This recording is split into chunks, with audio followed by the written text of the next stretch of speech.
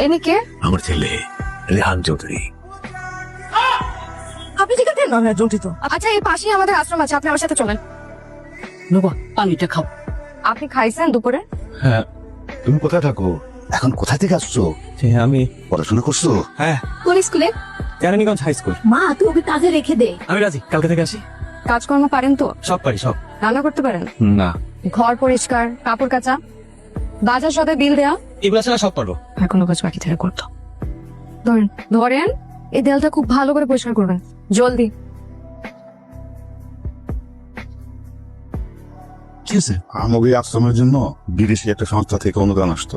গত 15 দিন যাবত হঠাৎ করে বন্ধ হয়ে গেছে। কেন বন্ধ হয়ে গেল কিছু বুঝতে পারতেছে না। এখন আমাদের এই আশ্রমের ফান্ডে যে টাকা ছিল তা তো প্রায় শেষ। এখন কেমনে চলবে আশ্রম, এটা নিয়ে মায়ের খুব চিন্তায় আছে। খুশি আজকে থেকে এখানকার দায়িত্ব সবার নিতে। Thank you. আপনার কে? আপনি আমাদেরকে চিনবেন না, আমরা ব্যবসায়িক মানুষ। এই বাড়ির মালিক একটু ডাকেন, তার সাথে একটু ব্যবসায়িক আলাপ আলোচনা আছে। আমি মালিক, বলেন। ও আপনি মালিক, তাহলে তো জিনিসটা সহজ হয়ে গেল। আমাদের স্যার এখানে একটা কমার্শিয়াল বিল্ডিং বানাবে, উনি আপনাকে কল দিছিল, চিঠিও পাঠাইছিল, আপনি কোনোটার উত্তর দেন না। যার কারণে স্যার আমাকে পাঠাইছে। আপনি তো শিক্ষিত মানুষ, ভদ্র মানুষ, মানুষের মঙ্গলে কাজ করেন, আপনি জায়গাটা ছাইরা দেন, তাতে আপনার মঙ্গল হবে, আপনার আশ্রমের মানুষগুলোর মঙ্গল হবে। আপনাকে কি আমি একবারও বলছি আমার আশ্রমের মঙ্গলে চিন্তা করতে? আর একবারও আপনাকে এই কথা বলছি যে আমি এই জমি বিক্রি করবো? না, সে কথা আপনি বলেন নাই। আশেপাশে যারা আছে না, তাদের সবার জায়গা নেওয়া হয়ে গেছে, শুধু আপনার জায়গার জন্য বিল্ডিং এর কাজটা হচ্ছে না। আপনারা প্লিজ এখান থেকে চলে যান। আর নেক্সট টাইম কোনোদিন যেন না দেখি আপনাদেরকে এখানে। আমি এখানে জমির কোনো কারবার নিয়ে বসে নাই। অন্য কোথাও যে জমি দেখেন, যান প্লিজ, আপনারা এখান থেকে চলে যান। একটা কথা বলে যাই, এই যে আমি শিপন, স্কুল জীবনে জায়গা জমি দখলের উপর 110টা উপায়ের বই পড়ছি। আপনি যদি ভালো ভালো জায়গাটা দিয়ে দেন তাহলে তো ভালো, আর যদি না দেন তাহলে ওই যে 110টা উপায় আছে না, এগুলো আপনার উপর প্রয়োগ করতে হবে। আসি, সালাম আলাইকুম। সকাল থেকে এখানে কারেন্ট নাই, পুরো এলাকায় কারেন্ট আছে। আপনি একজন লোক পাঠাবেন কাইন্ডলি প্লিজ। ওই আশ্রমের আপনি? জি। ও, আপনাদের তো লাইনে সমস্যা, ওটা তো চোরাই লাইন।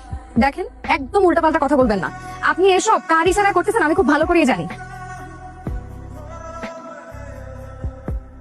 আপনার অনেক ভালোভাবে বুঝে আসছিলাম, আপনি জিনিসটা বুঝেন নাই। মাত্র তো কারেন্ট গেছে, কিছুদিন পর কারেন্টের মতো বাড়িটাও যাইব গা। ভালোই ভালোই কইতাছি, বাড়িটা ছেড়ে দেন, আপনার মঙ্গল হইব। এনি কে? এটা আমার ছেলে রেহান চৌধুরী।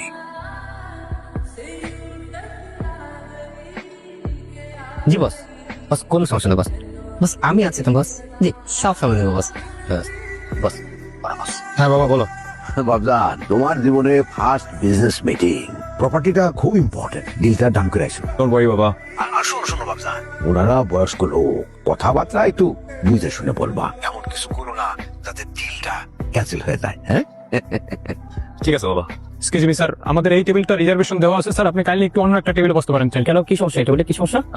আমরা বেশক্ষণ থাকবো না, একটা ছোট মিটিং আছে, করে চলে। সরি স্যার, এটা ভিআইপি গেস্টের জন্য রিজার্ভেশন দেওয়া আছে স্যার, কাইন্ডলি আপনি একটু অন্য টেবিলে বসেন প্লিজ স্যার। ম্যানেজারকে ডাকেন। জি স্যার।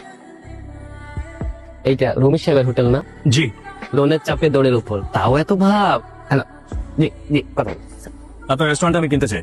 আমি সেলিম রেজা চৌধুরীর ছেলে, চেক লিখে দিয়ে যাচ্ছি, রিসিভ করে নিন। ভাই তোমার দাঁতান চলে আসছে বাবজান, বসেন নাস্তা করেন। হ্যাঁ, না বাবা, আমি একটু বাইরে যাবো। বলেন কি আপনি বাইরে যাবেন? এই কথা শোনার সাথে সাথে তো আমার বুকের মধ্যে কেমন যেন ধরপড় করে ওঠে।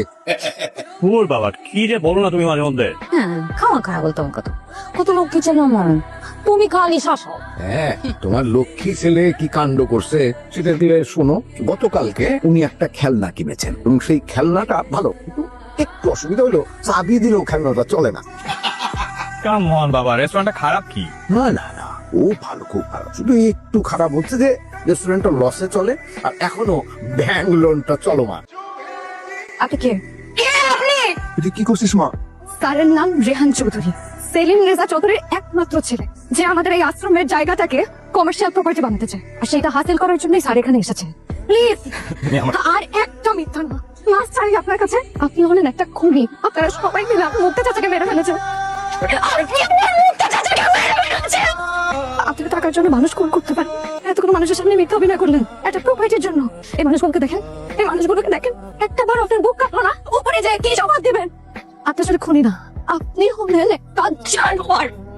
আপনি আমার আশ্রম থেকে বেরিয়েছেন, আপনার মুখ আমি আর কোনোদিন দেখতে চাই না।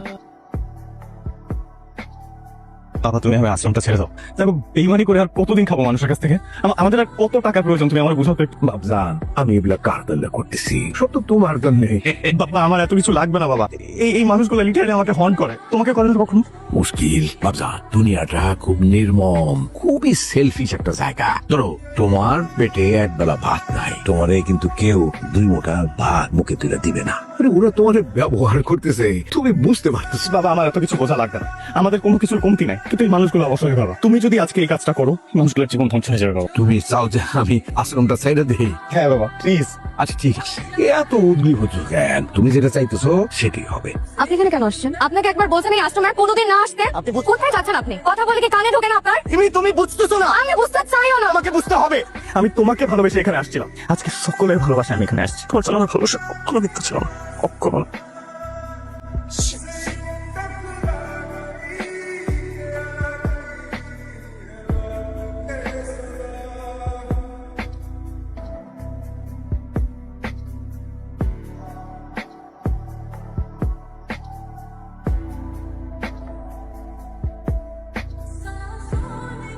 আজকে সকলের ভালোবাসা আমি এখানে আসছি, তোমার জন্য আমার ভালোবাসা কখনো মিথ্যা ছিল না।